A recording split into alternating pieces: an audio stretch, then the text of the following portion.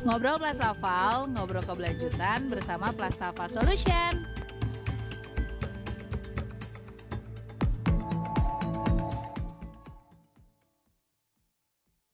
Halo semuanya, balik lagi ke segmen Ngobrol Plastafal di Keberagaman Menjaga Lingkungan. Bareng aku, Bia Batari. Dan hari ini kita kedatangan salah satu spesial yang sebenarnya menurut aku ini sepuh gitu ya. Ajarin dong, karena ini salah satu legend sih sebenarnya. Salah satu penggagas Kampisman, penggagas kawasan bebas sampah, dan beliau adalah dulunya direktur utama, betul ya Pak? Ya, direktur betul. Utama di namanya PD Kebersihan yang sekarang udah berubah jadi UPT. Ada Kang Gun-Gun. Ya, assalamualaikum teman-teman Plastafal, apa kabar? Selamat sore. Sore ya? Sore. Jadi ini ceritanya Madifa ini dibikin niat awalnya memang sebenarnya bukan bisnis murni ya. Saya merasa setelah selesai dari PD Kebersihan, ya memang pada akhirnya kan ini sudah bagian dari misi hidup ya. Saya merasa peran menjaga lingkungan ini menjadi bagian dari misi saya, dan saya butuh juga tempat untuk bisa mudah edukasi ke teman-teman gitu ya. Nah, jadi akhirnya dibikinlah Madifa ini. Dan sekarang mulai naik nih ternyata gitu dengan kita punya produk sarana pengomposan yang sekarang kan Bandung lagi banyak kompos ya. Betul. Gitu. Salah satunya memang yang lagi booming sekarang Kang Empos ya. Kang Empos juga cerita awalnya dibikin tuh gara-gara tadi nggak ada niat bisnis sebetulnya saya pengen gimana caranya ketika edukasi orang tuh nggak ada alasan nggak praktek gitu. Saya ngajarin tentang ayo kita pilah sampah, ayo kita ngompos, kan biasanya ada alasan aja kan. Aduh kan saya mah nggak punya halaman. Nah, itu tuh bahasa umum banget kan.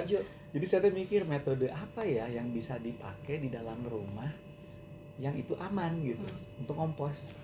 Diskusi dengan teman-teman aktivis lingkungan yang lain gitu ya, ada Butini, ada Teh Isti, itu saya diskusi gitu ke teman-teman lain, sampailah akhirnya bikin metode Kang Empos ini.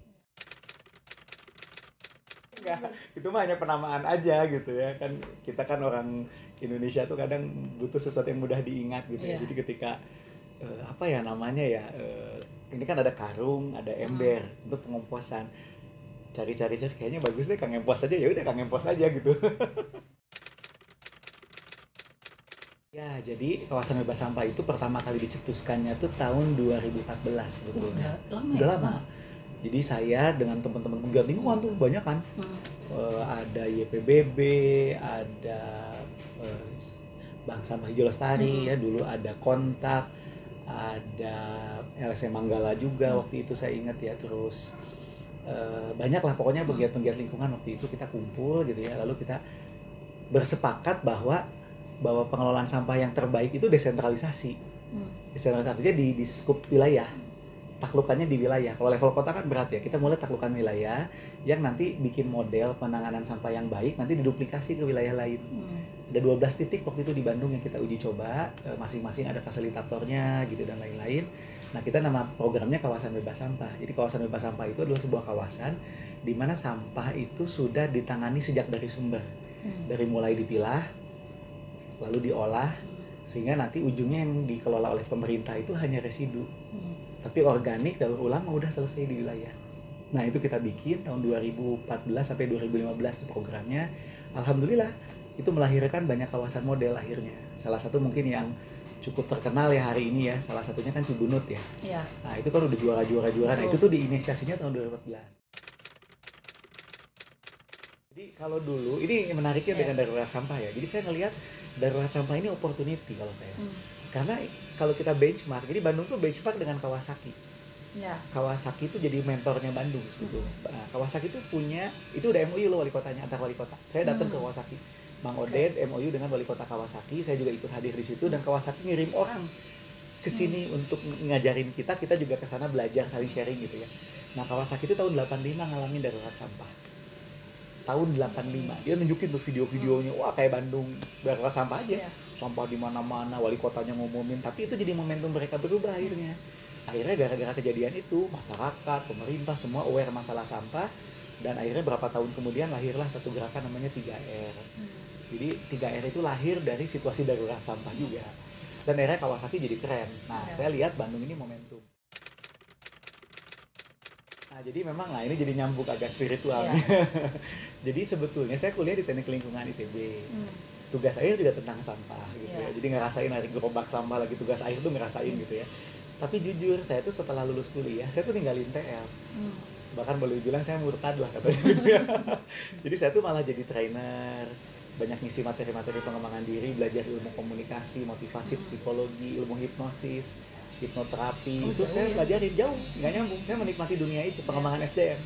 Sampai akhirnya saya punya perusahaan sendiri, perusahaan pengembangan SDM. Nggak nyambung kan? Iya, agak Dan itu udah jalan itu, alhamdulillah kita banyak klien, perusahaan lah, kampus. Dan jadi sebenarnya saya sudah di jalur yang lain sebetulnya. Saya sudah meninggalkan, bahkan saya ngerasa salah jurusan dulu gitu ya. Tuh kayak saya salah jurusan deh gitu. Tapi ini momen ya balik lagi ya, pada akhirnya ternyata semua tuh ada puzzle-puzzle kehidupan. Hidup tuh kayak puzzle. Jadi kalau saya meyakini hidup tuh kayak puzzle, kita tuh lagi dikasih puzzle apa oleh Allah atau Tuhan gitu ya. Ini Gun lagi di puzzle ini ya, tapi sebenarnya ada puzzle lain yang sedang disiapkan juga. Nah, momennya tuh kejadian waktu usia saya 30 tahun. Di waktu usia 30 tahun, saya waktu itu lagi itikaf 10 hari terakhir Ramadan. Di Habibur Rahman tuh ya. Biasa itu momen kontemplasi kan, merenung visi misi hidup, buka lagi dream book kan. Wah, dream book saya ini ada yang tercapai, ada yang belum. Gak tahu kenapa waktu itu kok tiba-tiba seperti ada lintasan hati, kayaknya saya merasa dosa gitu. Saya tuh kuliah di urusan lingkungan. Yang urusan lingkungan ini kan bagian dari tugas manusia menjaga sebagai khalifah ya. Kan kita tuh hidup bukan cuma untuk ibadah ya. Kalau muslim kan ada 3 tuh. Wa ma khalaqtul jinna wal insa liya'budun. Kita tidak diciptakan untuk ibadah. Ini sudah clear, semua orang ngerti lah.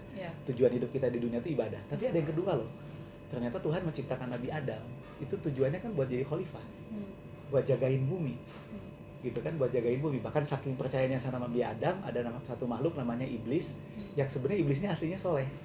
Iblis itu aslinya soleh, kisah aslinya tuh iblis soleh banget.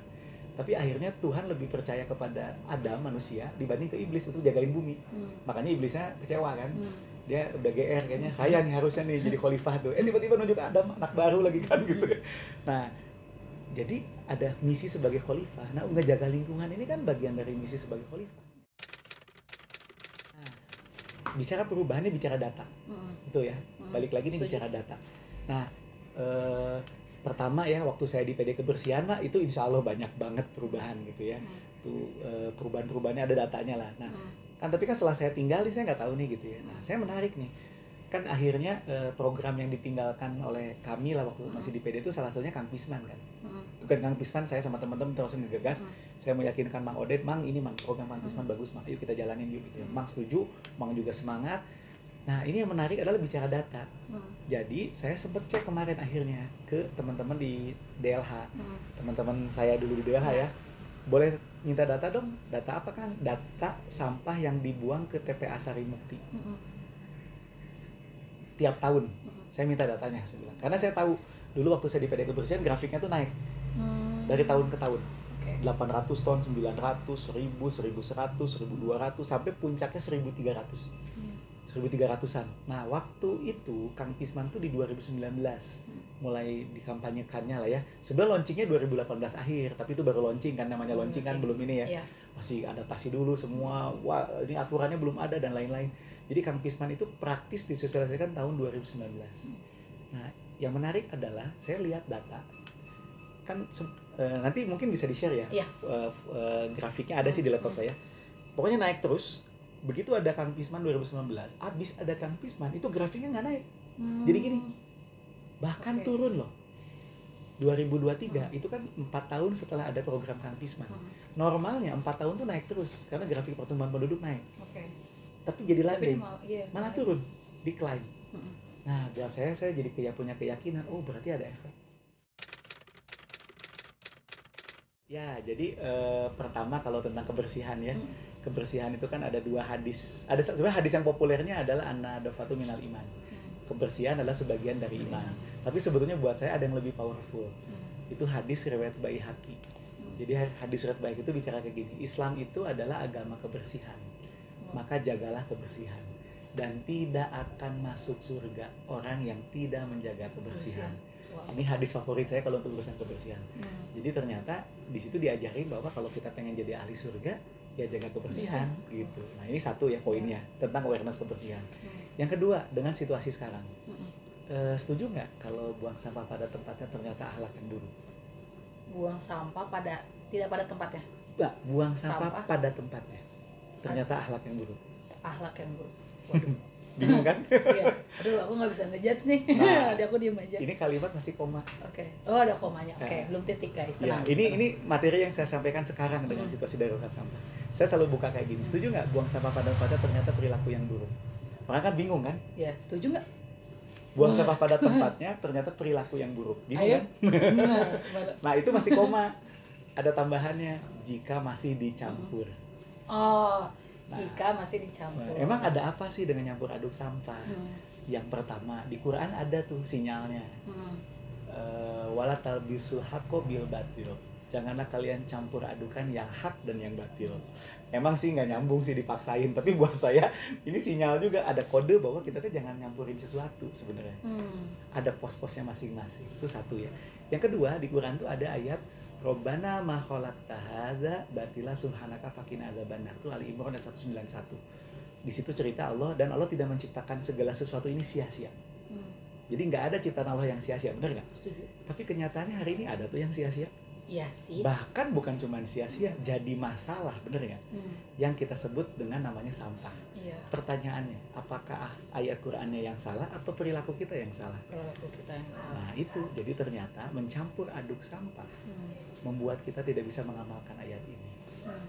Gara-gara sampah organik dicampur, akhirnya itu jadi sampah semua. Gak bisa kita manfaatin, akhirnya di TPA jadi masalah sekarang. Padahal kalau kita pilah, itu insya Allah ayat ini bisa kita amalin. Contoh ya, kalau kan Pisman kan ngajarin 3 jenis ya. 1 organik. Sampah organik dipilah, lalu kita manfaatkan, dikomposin, jadi makannya maggot atau pakai biogas, dimanfaatkan. Jadi sampah nggak? Enggak. Yang kedua, sampah daur ulang. Kita pisahin. Kertas, kardus, gelas, botol kita pisahin. Jadi uang kan malah kan? Ya, bisa jadi sedekah sampah, bisa jadi ke bank sampah atau ke pemulung dan lain-lain. Itu bisa didaur ulang juga. Ya. Nah yang ketiga ini residu, betul kan? Residu. Nah pertanyaannya, residu bisa dimanfaatkan nggak? Kalau lihat dari sekarang sih bisa dimanfaatkan. Dengan teknologi jadi bisa. Betul. Bandung sebenarnya udah siap. Kita 2 tahun lagi akan punya TPPS Legok Nangka. Yang itu sampah jadi listrik. Wow. Dan ini untuk residu. 2 tahun lagi. Mudah-mudahan lancar ya. Kita dibantu dengan doa nih teman-teman di provinsi. Mudah-mudahan bisa segera menghadirkan TPPS Legok Nangka yang itu di situ waste to electricity. Residu. Nah, berarti kalau ini kita terapin, organik dikomposin, yang daur ulang itu dimanfaatkan, tadi bank sampah sudah, yang residunya itu dimanfaatkan jadi listrik. Jadi sampah nggak? Tidak. Berarti terbukti dong ayatnya. Tapi syaratnya adalah sampahnya harus dipisahin gitu. Jadi misahin sampah buat saya bukan sekedar gaya-gayaan, tapi ini ibadah kita. Oke, gini aja. Ini anak-anak muda ya. Nah, saya agak sedikit kayak joke tapi ini serius. Jadi kalau teman-teman mau cari pasangan hidup, cari yang mau menerapkan gaya hidup minim sampah atau nasabahnya Plastafal. Kenapa? Kenapa? Karena sampah aja diperhatiin, apalagi pasangannya. Waduh. Ouch. Gitu.